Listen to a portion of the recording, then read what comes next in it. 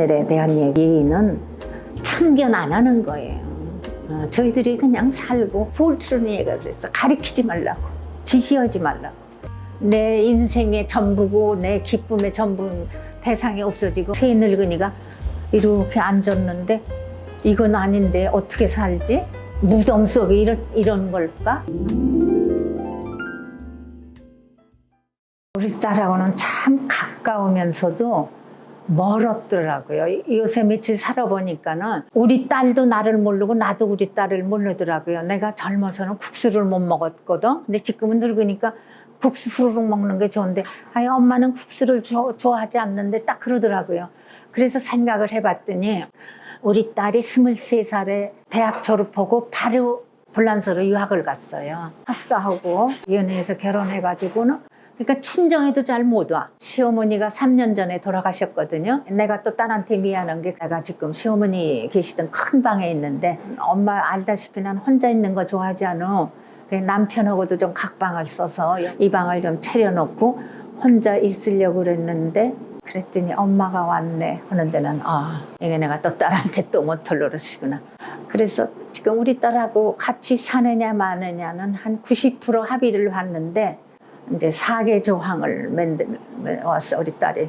엄마 이것만 지켜줘 그러면은 첫째가 이제 저희 부부관계 상관하지 말. 아이고 난 상관하래도 싫어. 그러니까 엄마는 여기 우리 딸네 와서도 친구들은 불러라.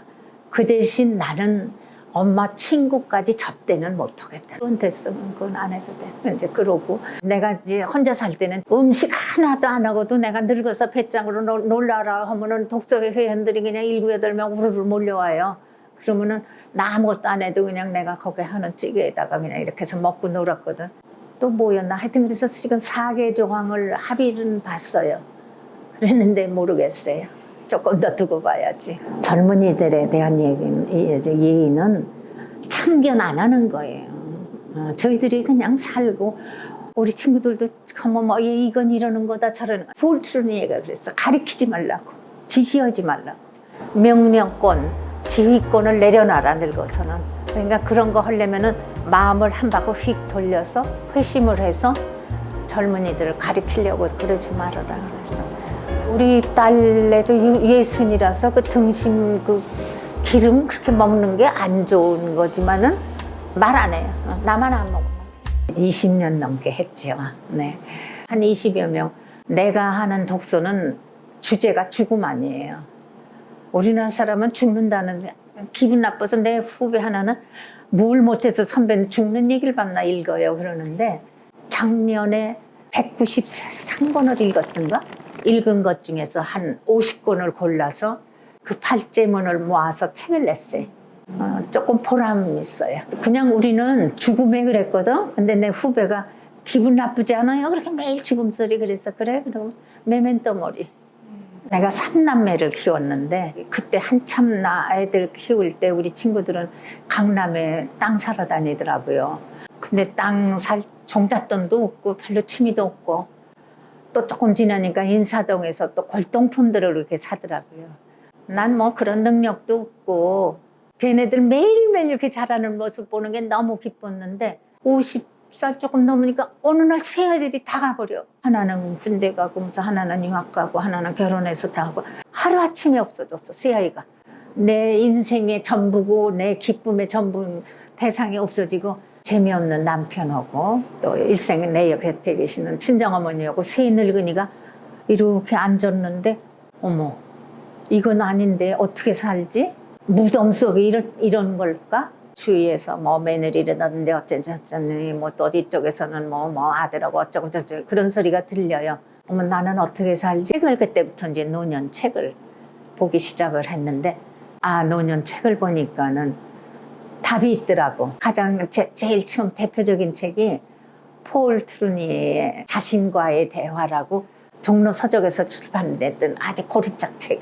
거기도 해답이 있더라고. 늙어서는 그렇게 자식들 다 떠나도 어떻게 살아야 한다는 거. 그걸 읽으면서 메모했어요. 친구, 언니, 이모한테 이제 논아주려고. 그때는 뭐 지금처럼 뭐 복사해서 보내는 건 없고 왜 등사기라고 해서 이렇게 등사기로 밀어서 논아줘야지. 그리고 이제 그거를 열심히 이제 쓰고 있는데 둘째 아들이 영화 감독이 되겠다고 촬영하러 한 일주일이고 들어와요. 그러면은 내가 밥상을 펴놓고 하다가 아들한테도 창피해서 얼른 밀어놓고 이제 얼른 가서 밥을 이제 우리 아들 차려주려고 그러는데 어느 날 우리 아들이 물엄만 매일 공부를 해요. 그러면서 이러고 있더니 엄마 이거 재밌다. 이거 책으로 내도 되겠네 그러더라고요. 내가 감히 어떻게 책 낼 생각을 했겠어요. 근데 출판사에서 유명하신 분이야. 그분이 우리 남편 친구인데 그분한테 그럼 부탁을 해야 되겠다. 그랬더니 둘째 아들이 이렇게 주먹으로 내 머리를 이렇게 하면서 작작 백들 좀 좋아하세요. 백 좋아하지 말고 그냥 원고 보내. 출판사에. 그래서 하겠다면 하고 안 하겠다면 안 하는 거고.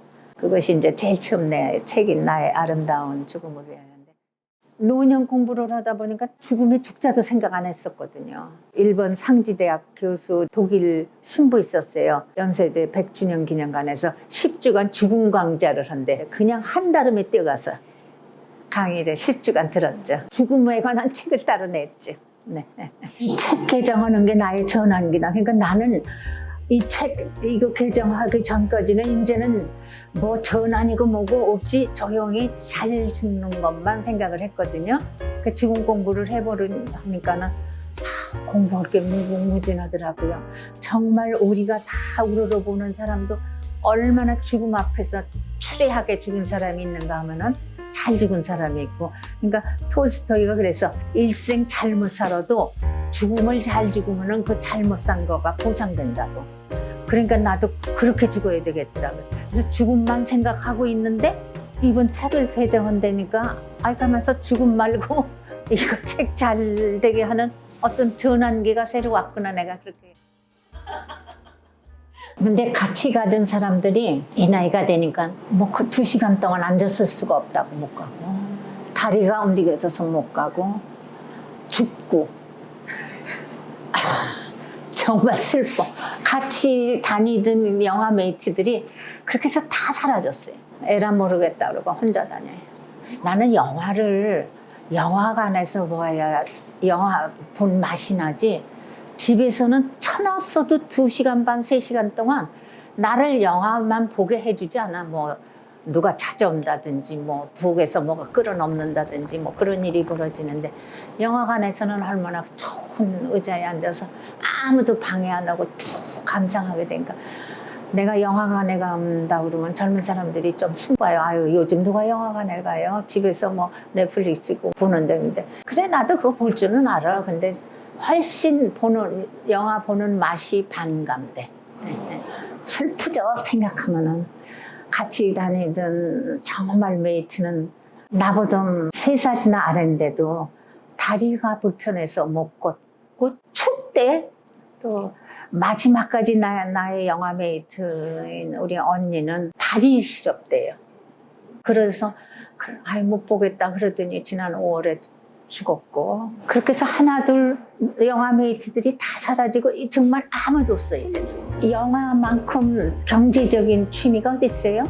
2시간, 3시간 집중해서 재미있게 하는 게 어디 또 있어요? 지금 젊어서부터 나는 영화를 한참 애들 키울 때는 나는 세 아이를 다 젖을 먹여 키웠거든요. 안고 가서 전 물리고 앉아서 영화 봤었어. 울어서 곤란했던 적은 없어요. 걔가 그때부터 영화에 좀 그럴